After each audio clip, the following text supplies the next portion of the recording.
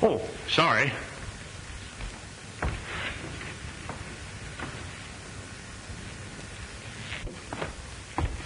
Oh, I gotta see the chief. Oh, but this is important. Manelli won't mind, will you? No, he won't mind. Well, I thought I sent for Lieutenant. Well,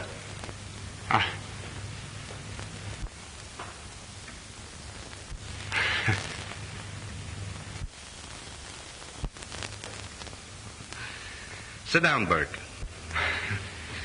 Thank you. What's on your mind? Maybe I can help you. Possibly it's about my daughter. Yes, Diana has promised to be my wife, and we want your consent. You have it, but Diana wants she gets. She said she wouldn't think of marrying me against your wishes. I was afraid that you'd want her to marry Dave Graham. Professor Graham is a very fine man and a successful criminologist. Yes, sir. He's all of that, and that's the reason I was afraid I wouldn't have a chance. I'm only a lieutenant. You know, Danny, I think you're going to be successful, too. I don't know anything about your family, but I've had me eye on you ever since you came on the force. With a wife like Diana, I'm sure I'll reach the top. Perhaps I better warn you to look out for your job. I've got my eye on that badge you're wearing. Well, keep your eye on it. You may get it. Chief, you don't know how much I thank you, and you never will. That's all right. But I still want to see Bonelli. Oh, yes, sir. You're next.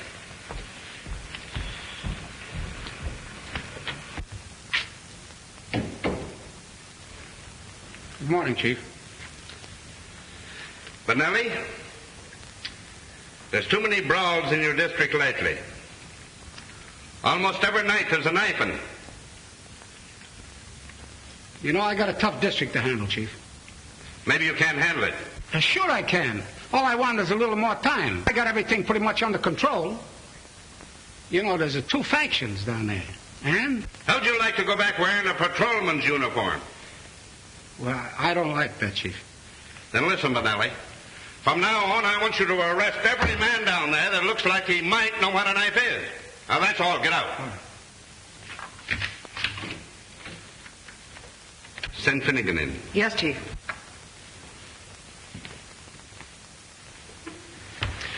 Maybe you can hear better standing up. Finnegan, I've had me eyes on you for months. Politics is not going to keep any man's job on this force as long as I head it. Now, I'm warning you, Finnegan. Keep your nose out of politics or I'll break you. I know what's running through your mind. You're thinking I won't be long on this job. Well, maybe not. But while I'm here, there'll be no interference from shyster lawyers or underworld bosses. Well, maybe I can give you some advice. I don't want your advice. Now get out of here.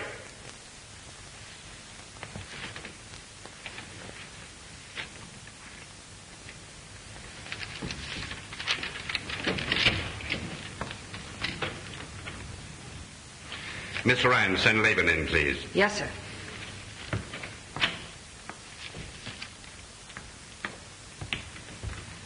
Levine? If you don't mind, Chief, it's Laban. Well, whatever it is, you've been heading the vice squad for some time, and I understand that you're building quite a pretentious home on the salary you draw. And the police commission is noticing it, too. My grandmother died last year in Paris. She left me the money. You may have to prove that. Yes, sir. I'll bring the lawyer's letter to you.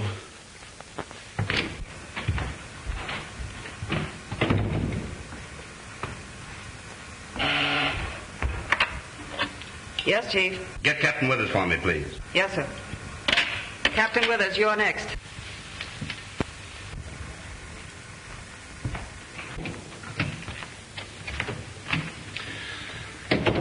Hello, Bill. Hello, Jim. Sit down. Bill, I'm going to relieve you of that precinct job. You're going to head the gambling detail. How about Phillips, Chief? I had him on the carpet. It's noised around that there's a payoff. Jim Phillips wouldn't take a dime of dishonest money. But this will break his heart. I have a lot of confidence in Phillips, but I don't want him to remain where he'll be framed by a bunch of crooked gamblers. Phillips won't understand. He'll think you're breaking him. He's sort of bitter at times. That's my worry. I can handle him. When he gets through, he'll have every man on the force down on him. Hey, Withers? I guess the chief knows what he's doing. And maybe you benefited by it. That's why you talk that way. Listen, Perkins. Officers who have done their duty don't have to be nervous about what the chief does. He's got the whole department boiling. There's a dozen fellows would like to be pallbearers at his funeral. Miss Ryan, will you come in, please?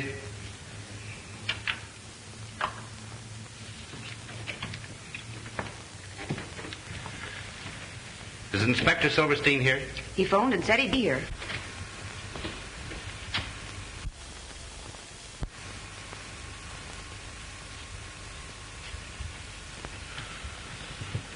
What is it, a shake-up? Shake up and down. As I was saying, Mary Ryan's got one of those red-hot Irish tempers. And as a policewoman, she packs a gun. If Sullivan thinks he can go gallivanting around with her daughter late at night and bring her in at all hours of the morning... Kathleen Ryan's the chief's secretary. And they...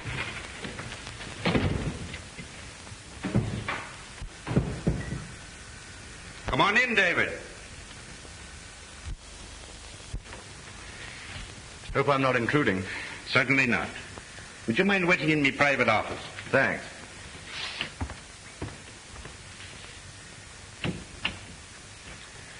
Inspector Silverstein. Come here, please. You have been tried and found guilty of absenting yourself from your post out leave. Now, I'm warning you. If you should let this happen again, you will be severely punished. Well, you see, Chief, it was Rebecca's anniversary, and actually we had some people over for dinner, so Now, that all came out in the hearing. Take your place among the officers.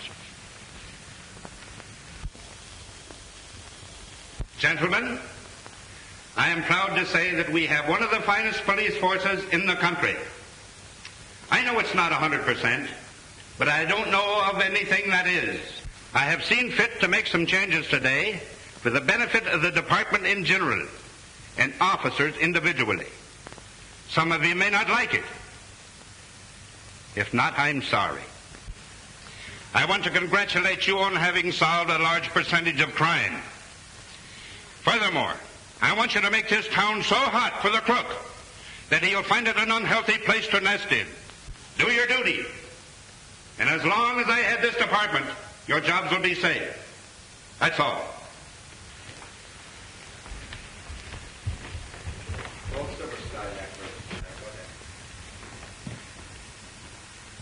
Inspector Silverstein. Yes, sir. Come here.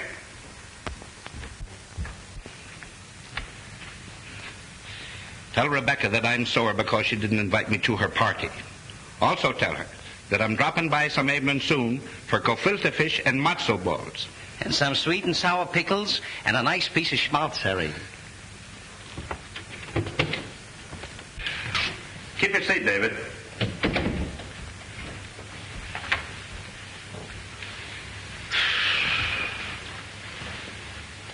Will you have a cigar? No, thanks. I prefer my own. Here, try one. Thanks. Oh, you're still making them yourself, I see. Of course, my pet hobby. But then, you see, I come by it naturally. My father was a cigar maker. I learned the art when I was a kid, working in his factory.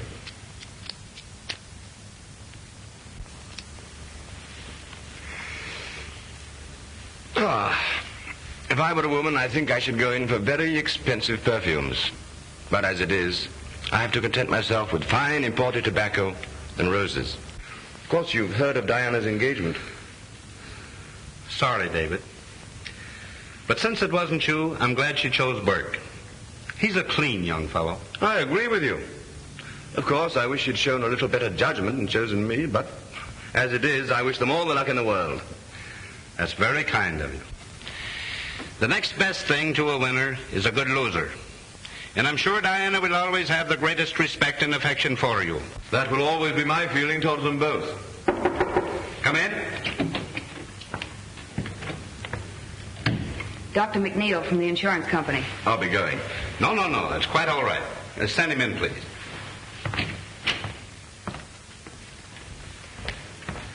Hello, Mac. Sorry I had to have you come down here. All right, I'm glad to get out of Malvik once in a while. I want you to meet Professor Graham, Dr. McNeil. Glad to know you, sir. Thank you. Pleasure's mine. Professor Graham is a very successful criminologist and scientific detective. He's quite a booster of mine. And deservedly so. I've heard a lot about you, Professor. In fact, I've read of some of your marvelous crime solutions. Well, hasn't anybody a good word to say for my ability? From what I heard out in the hall, you rate pretty low as the chief. And from what I know of police, they like to do a lot of talking to other people, but they can't take it themselves. This is going to be fun. Come along, Doc. Let's operate. Huh? Thanks for the help, Professor. All right, sit down. Let's try the old pump. Hitting on 16 cylinders. All right. We'll try the blood pressure. There you are.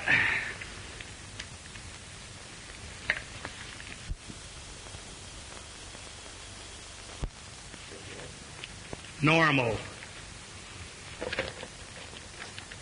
Let's see. Now, I guess you better... Are the lamps all right? Bet you can see in the dark with those glimmers. All right, the Mammoth Cave. Perfect as a prima donna's. All right, let's see now. Let's try the old bellows.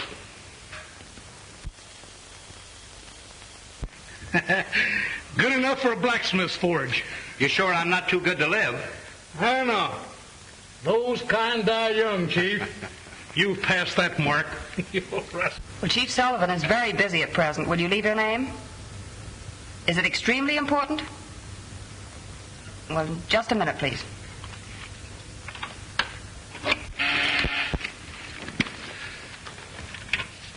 Yes? There's a party on the wire who won't leave a name. Says it's urgent. Chief Sullivan speaking. Who is this? I ain't no time for cranks like you. Yes, sir. Trace that call, Miss Ryan. Yes, sir. Operator, can you trace that call? Well, Doc, you probably won't think I'm such a good risk now. Fella just threatened my life. Second time it happened this week. Well, you certainly take it casually enough. He'll probably follow it up with a threatening letter and then annoy somebody else. You should have traced that call while he was still on the wire. Didn't I tell you knew his stuff? Yes? The man's hung up, and you know how many calls we have. All right, thanks, Miss Ryan. And goodbye, Chief. Goodbye. Hope you don't collect soon. Thank you. See you again, Professor. I hope so, Doctor.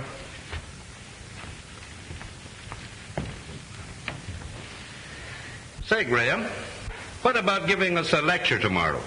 Tomorrow? I have a pretty full day and a dinner engagement. What about midnight? Do you think the men can stand it? The kind of lecture I'll want, they'll like. What kind is that? Well, you see, we'll parade a number of criminal types in the show-up room. People you've never seen. Oh, yes. And I'm to guess their criminal records from their personal appearance. Is that the idea? Sure. Say, that's rather putting me on the spot, isn't it? Suppose I should miss. You won't. It'll help the officers to pick out suspicious characters at a glance. Will you do it? Okay, I'll be there. Did you want something? Yes. I want you to go home and quit working nights.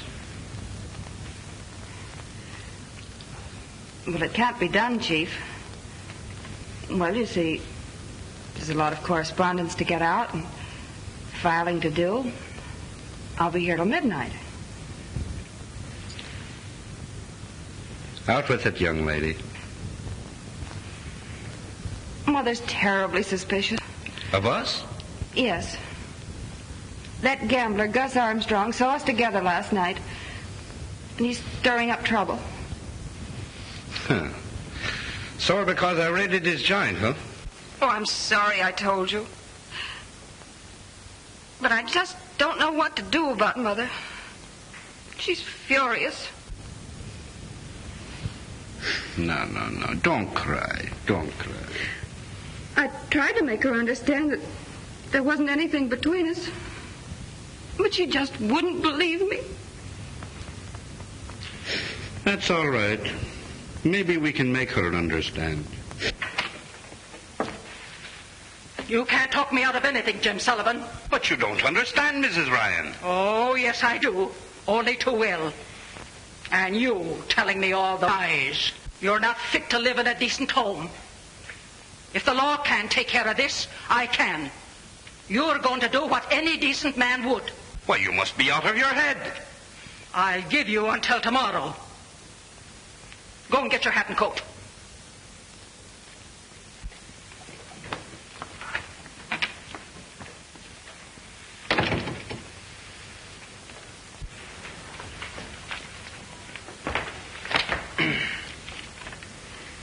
Calling car 71, car 71.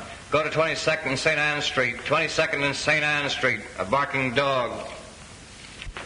Calling car 36, car 36. Go to 59th and Rampart. 59th and Rampart. A drunken man beating up his wife. That is all.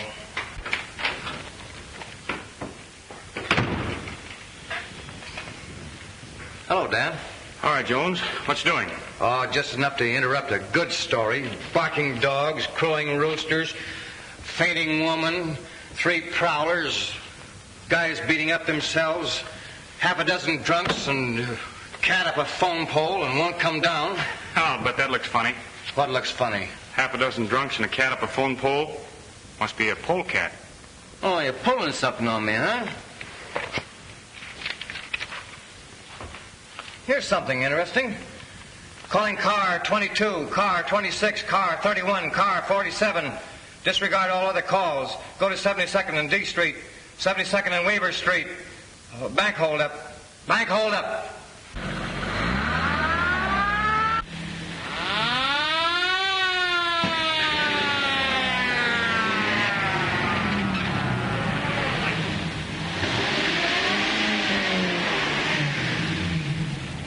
Calling car 22, car 26, car 31, and car 47. Bank bandits escaped out Kings Highway, hopping in black sedan.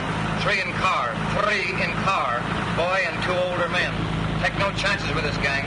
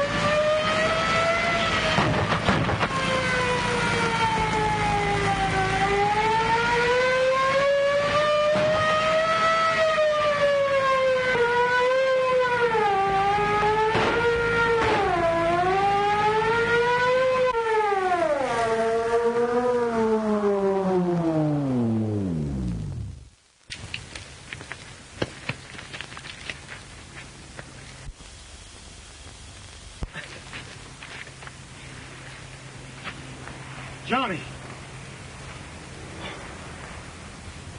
Take a look at those other two fellows. All right. How did you get mixed up in a job like this? Well, I was broke, out of a job. They said there wouldn't be any shooting. Oh.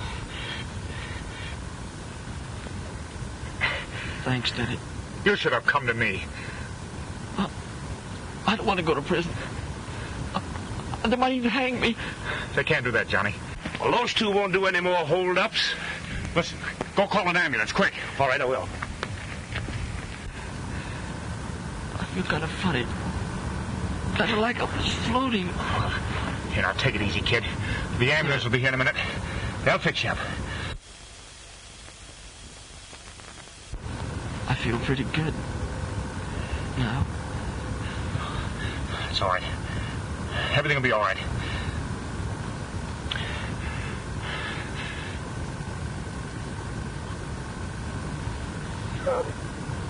Johnny. Johnny.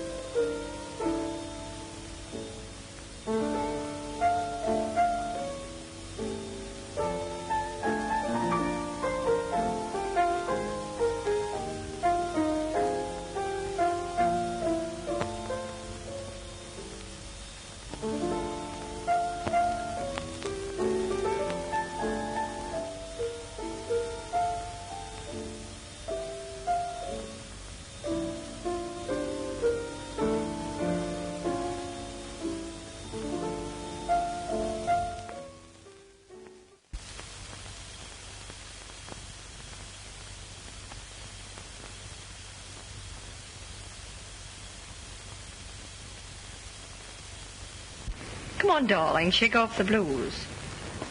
You know, you're an engaged man. Diana, I went through something today that doesn't make me feel exactly cheerful. A young fellow was trapped with a bunch of crooks. He was shot and killed. I understand how you feel, darling. He was only a kid. Told me it was his first job, but he was broke. You know, I'm glad you feel that way, even about that kind of a boy, but you'll get over it, won't you?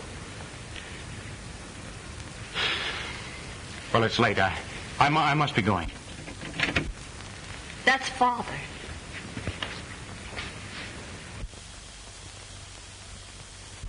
Hello there. Hello. It's a nice piece of work you fellows did today, Burke. Thanks. I was just saying good night, Chief. Would you mind waiting a few minutes? I'd like to talk with you. Well, I'd be glad to. I'm a little tired. Will you excuse me? Surely. You run along and get some sleep. Good night, Father. Good night, dear.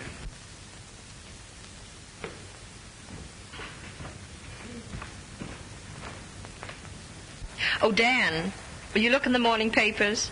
I gave them the announcement of our engagement.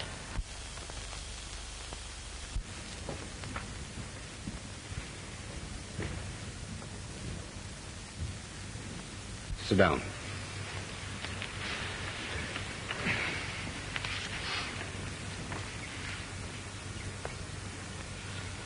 Read that.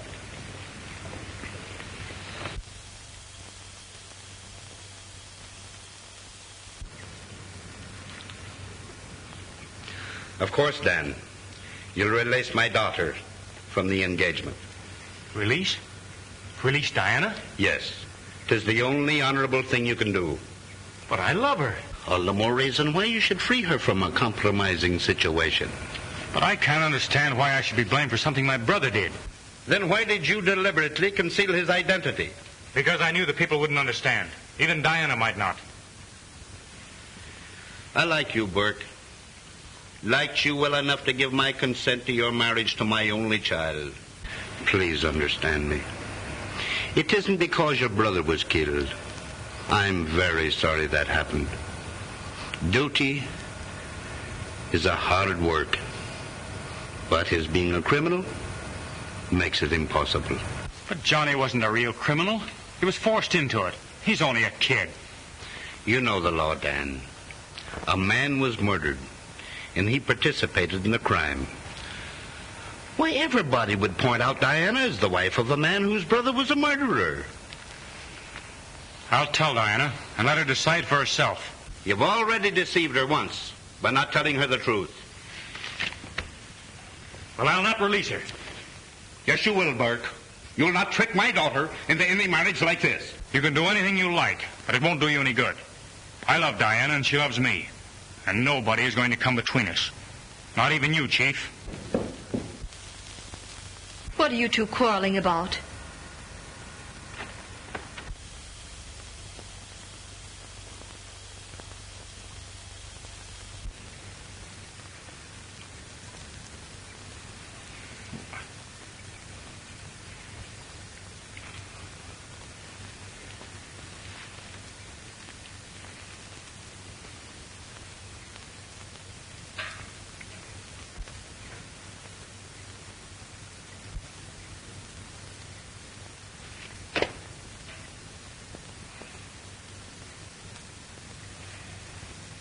Your father is asking me to release you from our engagement.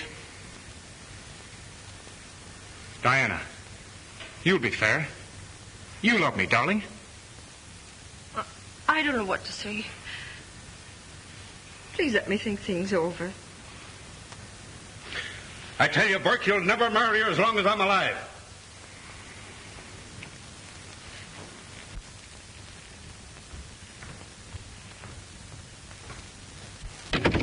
Oh, Dad. Dad, please be reasonable. Let me work things out in my own way. I don't want you to marry into a family with a criminal record. It isn't that, Dad.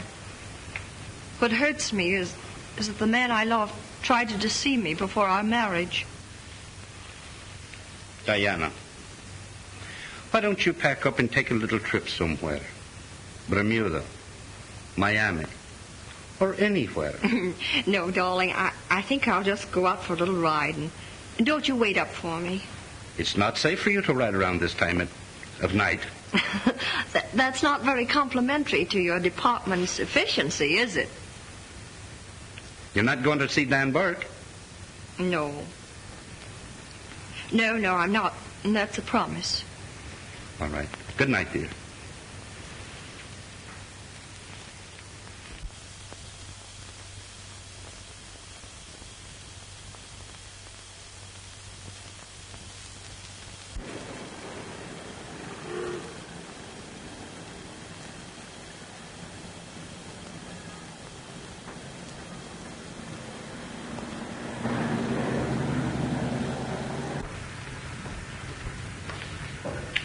I've been waiting for you.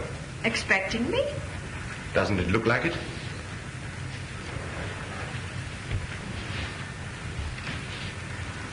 I suppose you also know why I've come here. Certainly. I read the evening paper. That'll brace you. David, what am I going to do? You know perfectly well what you're going to do. Only being a woman, you won't admit it. Well, I know. You're going to marry Danny Burke, and you'll be perfectly right. Why are you so sure? Well, after all, he isn't to blame for this tragedy in his family. But why didn't he tell me? Why did he hold things back from me? Try and realize what's running through the poor fellow's mind. He's engaged to a girl whose father happens to be the chief of police and has given his consent thinking he's going to have a son-in-law he'll be proud of. And then what happens? In the discharge of his duty, He's shooting it out with a bunch of gangsters and discovers that one of them is his own brother. His brother's fatally shot, and he thinks that no one is aware of his identity. Now, what's he going to do? If he tells you or your father, it means an end to all this happiness. Thank you, David. You're awfully sweet. Oh, thank you.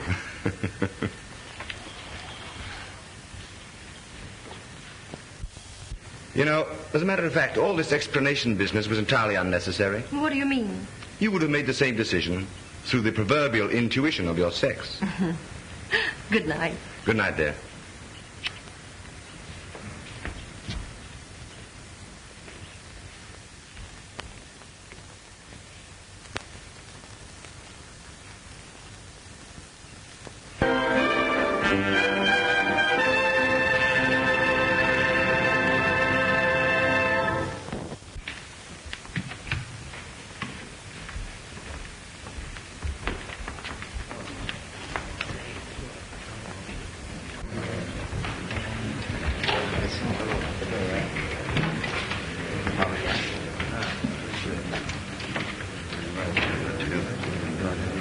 I hear you're not on the gambling squad after tonight. Hey, Phillips? It's what a man gets for being honest. Transferred to someplace out in the bushes. I'd like to punch Sullivan right in the jaw. That's too good for him. What he needs is a real working over. After all, I ain't got no kick coming against the chief, because he's been pretty nice to me. Nice, huh? You call that reprimand you got yesterday pretty nice? What would you call a sock in the puss? A love pat? If he thinks he's going to be chief another 30 days, he's crazy. Gus Armstrong's got enough political pull to take care of that. Accused you of playing politics, didn't he? Yeah. Well, what does he think he's playing, pinochle? Listen, my mind's made up, and that's that. Diana is of age, and you can't stop us. My daughter will not go against my wishes. She has given me her word. I guess Dan Burke won't be so high and mighty when the police commission put him on the carpet for his kid brother. Sullivan, he'd get him out of that all right. Burke is going to marry the old man's daughter. Yeah, you got another guess coming. You think Sullivan's going to take on a son-in-law that had a bandit brother? Did you hear about Mary Ryan and the chief? Got wise that Sullivan take her out, huh? I was talking to the janitor last night. He said the old lady was threatening the chief, said he'd have to marry Kathleen or else.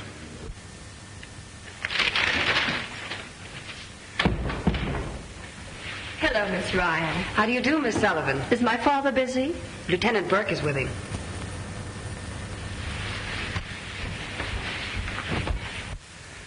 And that's final, Burke.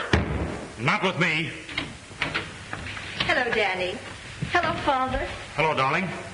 I've just been trying to convince your father. It's 10-1 you weren't successful. I wasn't. I'm the only one who can win an argument with him. But this is one time you won't. But, Dad, it isn't right to blame Dan for something his brother did. I don't.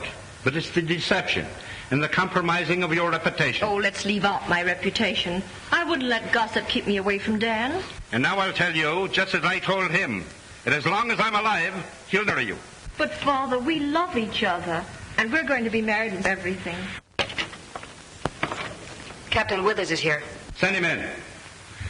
Now, if you'll all excuse me, I'll see you later in the show-up room. Come in, Captain Withers. Pull up a chair and sit down.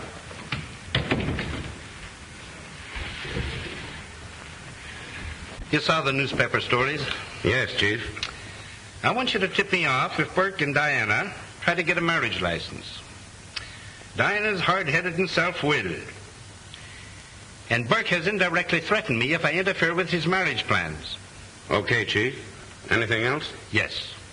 Something very confidential. The gambling interests are out to get me. Yeah? You know Gus Armstrong.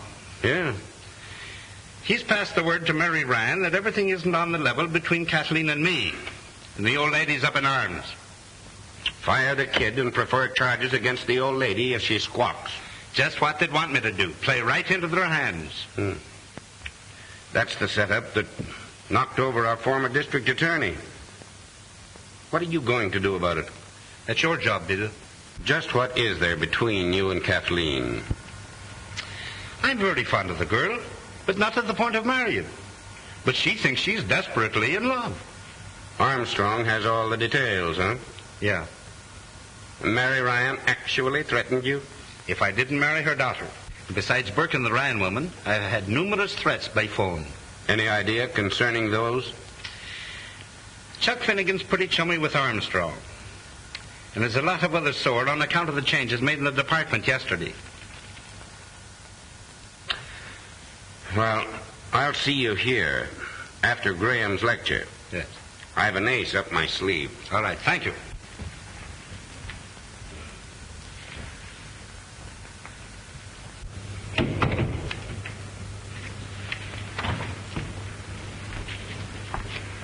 Do you mind if I hear Professor Graham tonight? You better go home, Kathleen. It's late. But I have to wait for Mother. All right. But be careful. I will, Chief.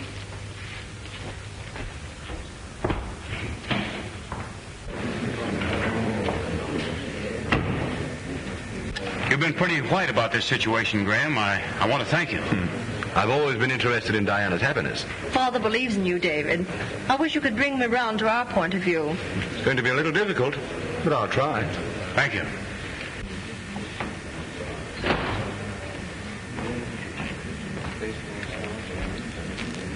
Professor Graham, would you mind sitting over here next to Chief?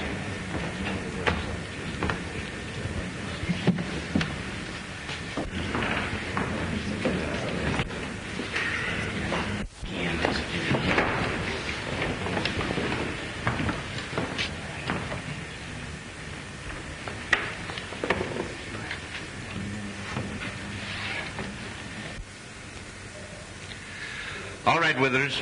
Introduce Professor Graham. Okay, Chief.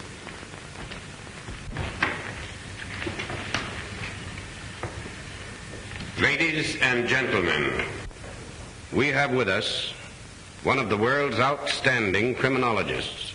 Most of us know him as a personal friend who has helped the department solve some of its most baffling problems. Tonight he will talk on the physical characteristics of the various types of criminals. He will illustrate his talk with a number of prisoners whom he has never seen before. As the prisoners are paraded by him, he will classify them by their physical characteristics. We shall see whether the deductions agree with our records. Ladies and gentlemen, Professor David Graham.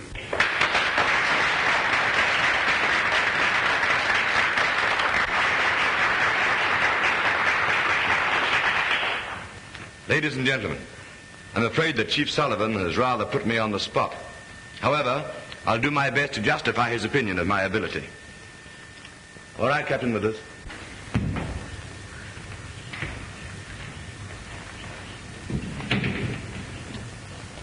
Duped into crime. Charge.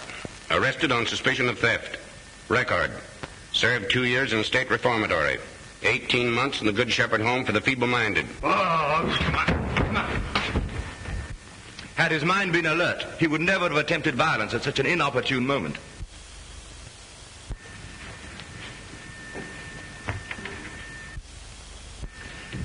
This type plays a major role in modern crime. Note the thin, sallow face, the listless expression and shifting gaze. He is a very dangerous individual and will commit any crime. He's a drug addict. Charge. Arrested for violation of the Harrison Narcotic Act. Now under arrest on suspicion of gang murder.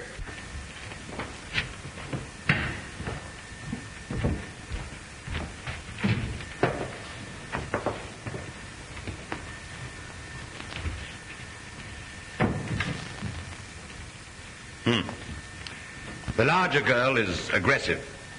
If started on a life of crime, she would actively participate with male criminals, drive a bandit car, might possibly use a lethal weapon. The smaller girl has no initiative, just prefers the easy life. Charge. The taller girl arrested on suspicion of robbery, known to be a gambler's moll. The smaller girl arrested on a vagrancy charge.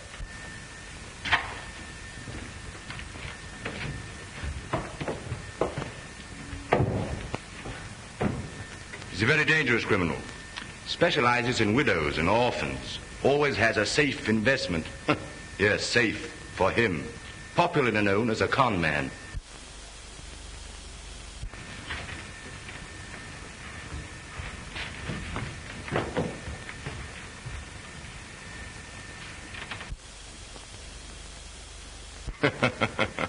Not a criminal type at all. I wouldn't mind having a dinner date with her. That is, if she'd accept the date.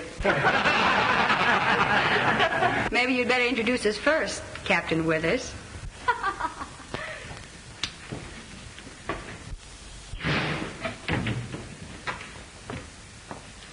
Professor Graham, my daughter, Mary. How do you do? I'm happy to meet you.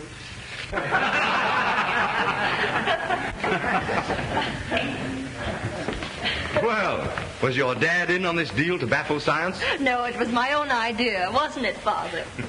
Come on, darling, wake up. The show's over. A very interesting lecture. You seem to have lulled the chief to sleep beautifully.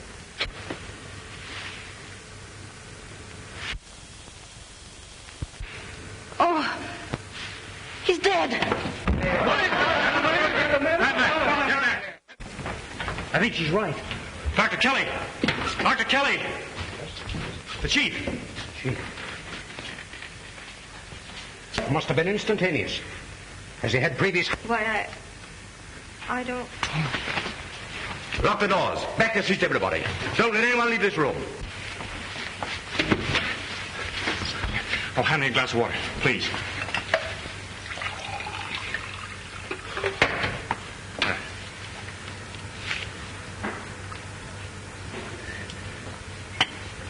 Mike. Are you all right, Diana? Yes, I'm all right. Oh, come here. This man has been murdered, and the killer's right here in this room.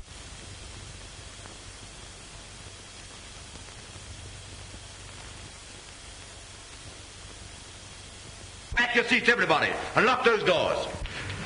Steady now. We'll sit over here.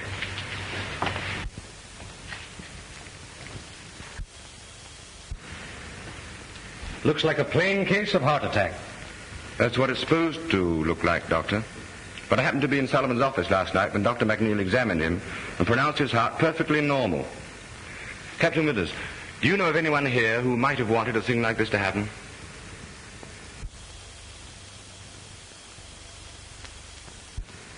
Yes, a dozen of them. Including a woman. Stay away from there. He's no good to you now.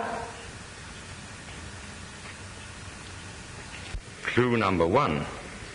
I'd have been willing to sign a death certificate without an autopsy. I'd have said angina pectoris. But I detect different symptoms now. What would you say, offhand? Complete and instantaneous paralysis of the respiratory organs, with possible brain hemorrhage. Might be the work of some poison, Graham. Do you know the poison that would work this? Yes, just one. In civilized countries, it's known only to a few chemists and scientists. It's distilled by jungle Indians from the upper reaches of the Amazon. Fierce little pygmy tribes with only the crudest of weapons. They dip their darts into this poison and then propel them through blowguns. Since Chief Sullivan was seated in the front row, the dart, if there was a dart, must have been fired from back of him. It ought to be easy to determine that.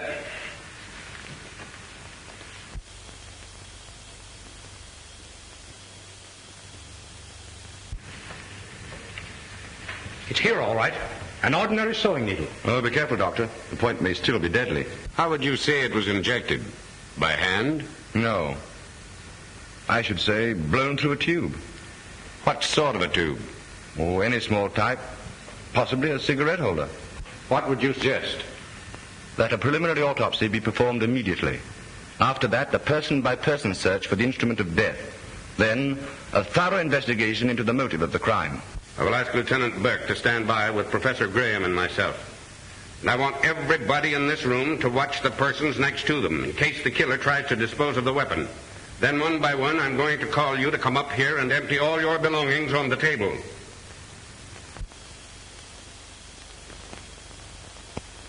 each of you who has any knowledge of a possible motive to write it down on a slip of paper which will be handed to you. You need not sign your names.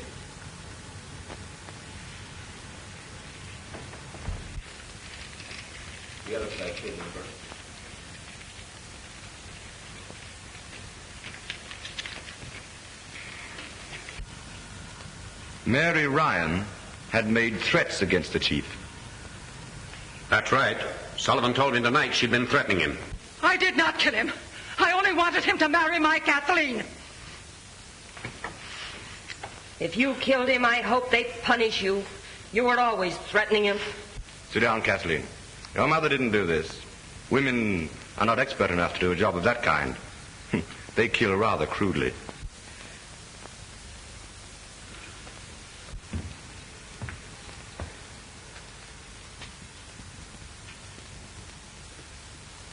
Captain Perkins, you were overheard saying that you would like to be a pallbearer at the chief's funeral. Is that so? Maybe I did say it. What of it? I was sitting right here by Phillips, wasn't I? Yes, right here by me. Graham, listen. The needle in Sullivan's back didn't kill him. He was already dead when it struck him. How do you know that? The wound didn't bleed. Circulation had stopped. The slayer was not directly behind the chief. I can show you just exactly how it was done. Get back there and sit down. I'll take charge of this. Clancy, Davis, carry him back to his room. Come on, grab his shoulders. Come on, easy. Now listen. If I don't locate the killer within the next 10 minutes, I'm going to arrest everyone in this room and give them a grilling and make the third degree look like a petting party. Don't get excited, Captain. This thing must be solved scientifically. Science can go take a jump at itself. I'll take charge here. Burke, go back to your seat. Laban, you knew Chief Sullivan was about to prefer serious charges against you. He insinuated I was building a new home with bribe money. Well, are you? You're crazy. Read this.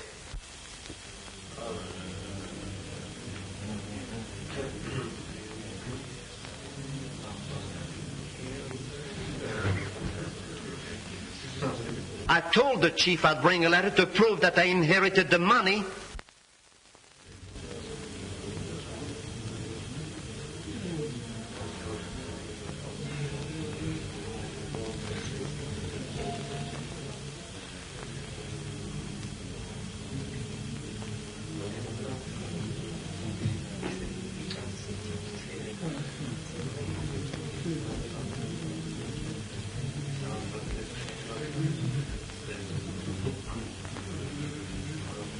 Well, I guess this lets you out. You've got to help me, Diana. You've got to be brave and see this thing through. There's a light switch over there. When I signal you, pull it. But I'm afraid somebody else will be killed when I turn the lights out. Trust me, honey.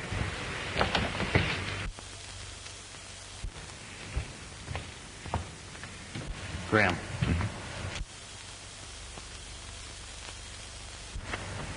I've got the tube the needle was shot from. Oh, you have you? And also the perfect solution to the crime. So have I. All right, take him with us. There's your man. What? Burke, you're under arrest. Oh, just a minute.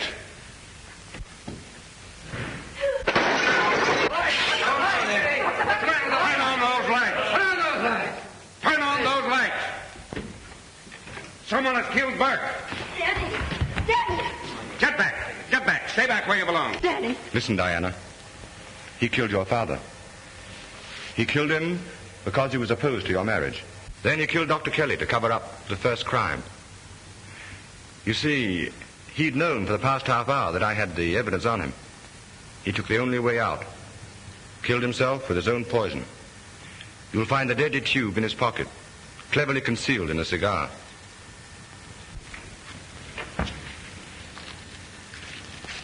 It must be one of these.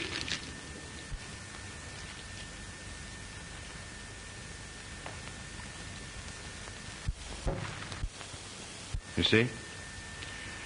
Well, I don't think you need much more evidence. You might as well dismiss the others.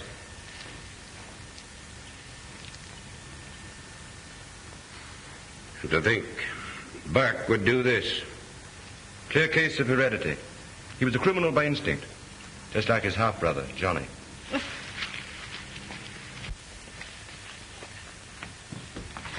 Take your hands off that girl, Graham, and keep up high off that cigar. This looks too much like the cigar you planted on me. I knew you'd try to shoot one of your poison darts at me when you learned I had the goods on you. That's why I put the glass tabletop between us when the lights went out.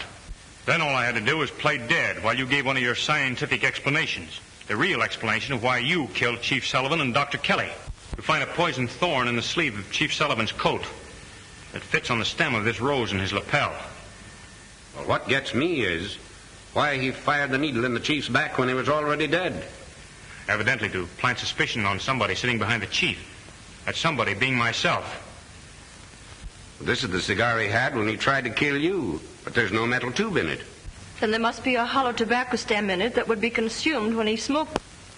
Didn't I tell you last night that a mere man hasn't a chance against a woman's intuition?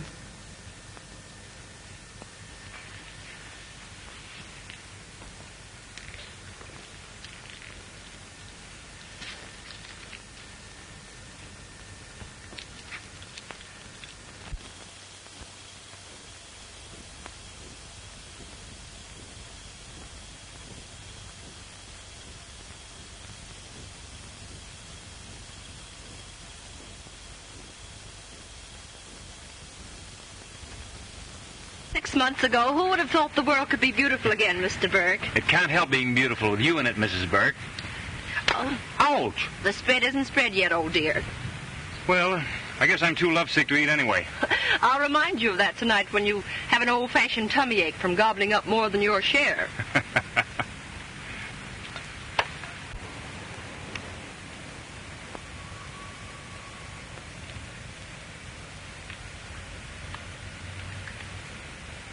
Gee. Well, what's the latest sensation? Oh, nothing. What are you reading? Oh, nothing. Skip it. Let me see. Now, listen, Oh, come on. I want to see it.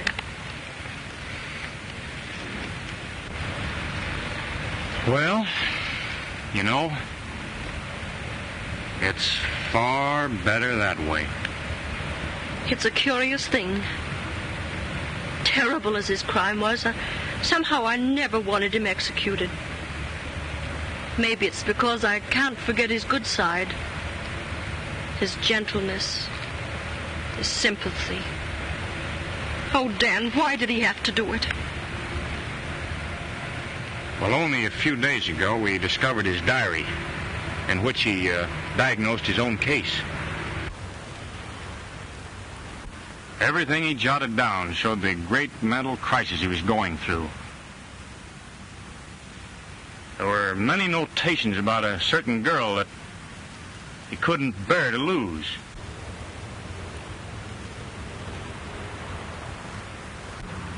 Well, his mind became possessed with the idea of staging a perfect crime to defy solution and enable him to win back this girl.